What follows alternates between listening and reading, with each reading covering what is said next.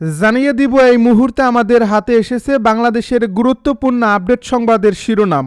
শুরুতেই থাকছে ভোটের মাঠে বিএনপির কাটা বিদ্রোহী প্রার্থী, দলের সিদ্ধান্তের বাইরে গিয়ে লড়ছেন 92 জন। এবারে জানিয়ে দিব ঋণ খেলাফি ও লুণ্ঠনকারীদের বিরুদ্ধে আইনি বিজয়, ব্যাংকের টাকা আত্মসাৎ করে নির্বাচনে অংশগ্রহণের কোনো সুযোগ নেই। এবারে জানিয়ে দিব আগে তাদের প্রভু ছিল শেখ হাসিনা, এখন তারেক রহমান বলে মন্তব্য নাসির উদ্দিন পাটোয়ারির। সব শেষে জানিয়ে দিব ডাক্তার তাহেরের মন্তব্য, এবার 10 দলীয় জোট সরকার গঠন করবে। এতক্ষণ শুনছিলেন হাতে থাকা আপডেট সংবাদের শিরোনাম, এবারে বিস্তারিত। তবে তার আগে অনুরোধ রইল ভিডিওটিতে একটি লাইক এবং কমেন্ট করে জানিয়ে দিন ভিডিও সম্পর্কে আপনার মূল্যবান মতামত। আরও জানিয়ে দিন ভিডিওটি কোথা থেকে দেখছেন বা কোন জেলা থেকে দেখছেন। ভোটের মাঠে বিএনপির কাটা বিদ্রোহী প্রার্থী, দলের সিদ্ধান্তের বাইরে লড়ছেন 92 জন। প্রতীক বরাদ্দের পর পাল্টে গেছে ভোটের রাজনীতির দৃশ্যপট। দলীয় হাইকমান্ডের কঠোর হুঁশিয়ারি এবং বহিষ্কারাদেশ উপেক্ষা করেই সারা দেশে ৭৯টি আসনে বিএনপির 92 জন প্রার্থী এখন নির্বাচনী লড়াইয়ে অনড়। তাদের সাথে যোগ হয়েছে জামায়াতের একজন নেতাও, যিনি দলীয় সিদ্ধান্ত অমান্য করে স্বতন্ত্র হিসাবে ভোটের মাঠে লড়েছেন। ব্রাহ্মণবাড়িয়া 2 আসনে আলোচনার কেন্দ্রে রয়েছেন ব্যারিস্টার রুমিন ফারানা।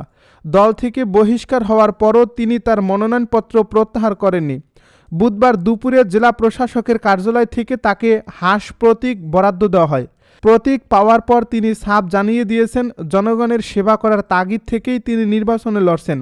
এই আসনে বিএনপি আনুষ্ঠানিকভাবে জমিয়ত উলামায়ে ইসলামের কেন্দ্রীয় যুগ্ম মহাসচিব জুনায়েদ আল হাবিবকে সমর্থন দিলেও রুমিন ফারানা নিজের অবস্থানে অনড়। তিনি আশা প্রকাশ করেন, রাজনৈতিক দলগুলো বৃহত্তর স্বার্থে নির্বাচনী আচরণ বিধি মেনে চলবে এবং কোনো ধরনের বিশৃঙ্খলায় জড়াবে না। অন্যদিকে হবিগঞ্জ 1 আসনে উত্তাপ ছড়াচ্ছেন স্বতন্ত্র প্রার্থী শেখ সুজাত মিয়া। নিজেকে এলাকার কিং দাবি করে ঘোড়া প্রতীক নিয়ে তিনি চ্যালেঞ্জ ছুড়ে দিয়েছেন ধানের শীষের প্রার্থী বিশিষ্ট অর্থনীতিবিদ ডক্টর রেজা কিবরিয়াকে। সুজাত মিয়ার দাবি, গত ৪৫ বছর ধরে তিনি নবীগঞ্জ বাহুবলের মানুষের সুখে দুঃখে পাশে আছেন, তাই ভোটাররা তাকেই বেছে নেবেন। সিলেট 5 আসনে জেলা বিএনপির সহ সভাপতি মামুনুর রশিদ দলীয় সিদ্ধান্তের ঊর্ধ্বে গিয়ে প্রার্থিতা টিকিয়ে রেখেছেন। তিনি মনে করেন, ব্যক্তিগতভাবে দল যাই ধারণ করুক না কেন, জনগণের প্রত্যাশার চাপেই তিনি স্বতন্ত্র হিসেবে দাঁড়িয়েছেন। পটুয়াখালী 3 আসনে লড়াই জমিয়ে তুলেছেন হাসান মামুন। সেখানে বিএনপি শরিক দল গণ অধিকার পরিষদের সভাপতি বিপি নুরুল হক নূরকে সমর্থন দিলেও হাসান মামুন ঘোড়া প্রতীক নিয়ে ভোটের মাঠে নেমেছেন। তার দাবি, বঞ্চিত নেতাকর্মীদের আশা আকাঙ্ক্ষা পূরণ করতেই তিনি দলের সিদ্ধান্তের বাইরে গিয়েছেন। ঝিনাইদহ 4 আসনে গণ অধিকার পরিষদের সাধারণ সম্পাদক রাশেদ খানের ধানের শীষের প্রতীকের বিপরীতে স্বতন্ত্র হিসেবে লড়ছেন সাইফুল ইসলাম ফিরোজ। ঋণ খেলাফি ও লুণ্ঠনকারীদের বিরুদ্ধে আইনি বিজয়, ব্যাংকের টাকা আত্মসাৎ করে নির্বাচনে অংশগ্রহণের কোনো সুযোগ নেই। দীর্ঘ 17 বছর ধরে যারা দেশের আর্থিক খাতকে ধ্বংস করছে, জনগণের আমানত লুট করে বিদেশে পাচার করেছে এবং বিলাসী জীবনযাপনের মাধ্যমে সাধারণ মানুষের সাথে প্রতারণা করেছে, তাদের দিন ফুরিয়ে আসছে। সম্প্রতি আদালত এবং নির্বাচন কমিশনের সাহসী সিদ্ধান্তে এটি স্পষ্টভাবে প্রমাণিত হয়েছে যে দেশের গণতান্ত্রিক ব্যবস্থায় কোনো ব্যাংক ডাকাত বা ঋণ খেলাপির স্থান নেই। বিশেষ করে 5ই অগাস্টের ছাত্র জনতার বিপ্লবের পর দেশে যে নতুন রাজনৈতিক সংস্কৃতির সূচনা হয়েছে, সেখানে ব্যাংক লুটেরাদের কোনো ধরনের ছাড় দেওয়া হবে না বলে দৃঢ় অবস্থান নিয়েছেন আইনজীবী ও সংশ্লিষ্টরা। উচ্চ আদালতের সাম্প্রতিক এক রায়ে স্পষ্ট করে বলা হয়েছে, যারা ব্যাংকের হাজার হাজার কোটি টাকা আত্মসাৎ করে এবং হলফনামায় তথ্য গোপন করে নির্বাচনে অংশ নিতে চায়, তারা নির্বাচনে অংশ নেওয়ার অযোগ্য বলে বিবেচিত হবেন। সম্প্রতি এক প্রার্থীর মনোনয়নপত্র বাতিল প্রসঙ্গে আদালত উল্লেখ করেন, মনোনয়নপত্র জমা দেওয়ার দিন পর্যন্ত যদি কোনো প্রার্থী ঋণ অপরিশোধিত থাকে এবং তিনি যদি হলফনামায় সে তথ্য গোপন করেন, তবে তা সরাসরি জালিয়াতি ও প্রতারণা হিসেবে গণ্য হবে।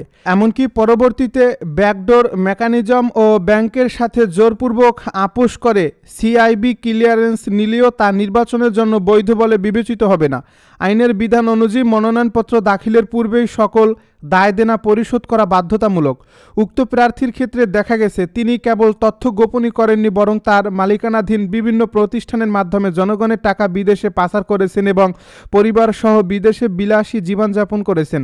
এ ধরনের লুণ্ঠনকারীরা মূলত নির্বাচনকে একটি মানি মেকিং মেশিন বা অর্থ উপার্জনের প্রজেক্ট হিসেবে ব্যবহার করতে চায়।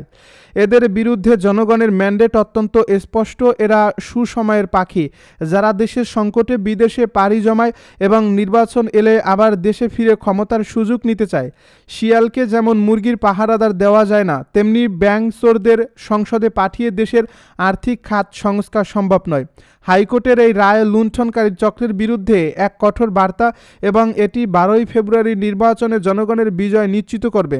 কোনো প্রকার অবৈধ পন্থায় বা আইনি বহির্ভূতভাবে কেউ যাতে নির্বাচনে অংশ না নিতে পারে, সেজন্য আইনজীবী সমাজ ও নির্বাচন কমিশন অতন্দ্র প্রহরীর মতো কাজ করছে। আগে তাদের প্রভু ছিল শেখ হাসিনা, এখন তারেক রহমান, নাসিরুদ্দিন পাটোয়ারীর মন্তব্য।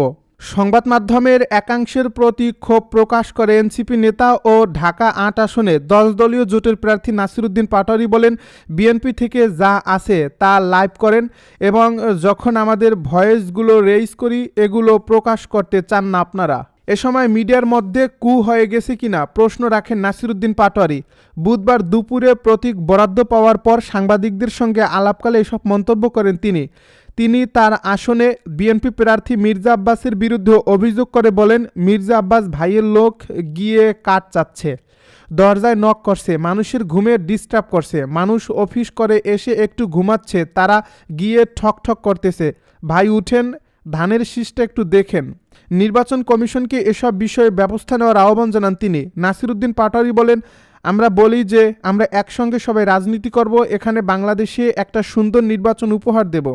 আমরা প্রার্থীরা এ ধরনের ব্যবস্থা থেকে এসে সুন্দর ইলেকশন, সুন্দর নির্বাচন প্রক্রিয়া হওয়া উচিত। গণমাধ্যমের একাংশের উপর ক্ষোভ প্রকাশ করে তিনি বলেন, মিডিয়ার মধ্যে কি কু হয়ে গেছে নাকি? বিএনপি থেকে যা আছে তা লাইভ করেন এবং আমরা যখন ভয়েসগুলো রেজ করি এগুলো আপনারা প্রকাশ করতে চাচ্ছেন না। আমি গণ অভ্যুত্থানের পর সব মিডিয়া সম্পাদককে বলেছিলাম যে আপনাদের চেহারাগুলো মানুষের সামনে দেখাতে লজ্জা পাবেন, এখন তো আরও বেশি লজ্জা পাবেন। তারা প্রভু চেঞ্জ করেছেন, তাদের আগে প্রভু ছিল শেখ হাসিনা, এখন প্রভু তারেক জিয়া। এনসিপির এই নেতা বলেন, প্রভু চেঞ্জ করার রাজনীতি বাংলাদেশে করতে দেওয়া হবে না। আমরা বলেছি আমরা কোনো দলের বিরুদ্ধে নই। এবার 10 দলীয় জোট সরকার গঠন করবে জানালো ডাক্তার তাহের। জামায়াতে ইসলামীর কেন্দ্রীয় নায়েবে আমির ডাক্তার সৈয়দ আবদুল্লাহ মোহাম্মদ তাহের বলেছেন, এবার 10 দলীয় জোট সরকার গঠন করবে।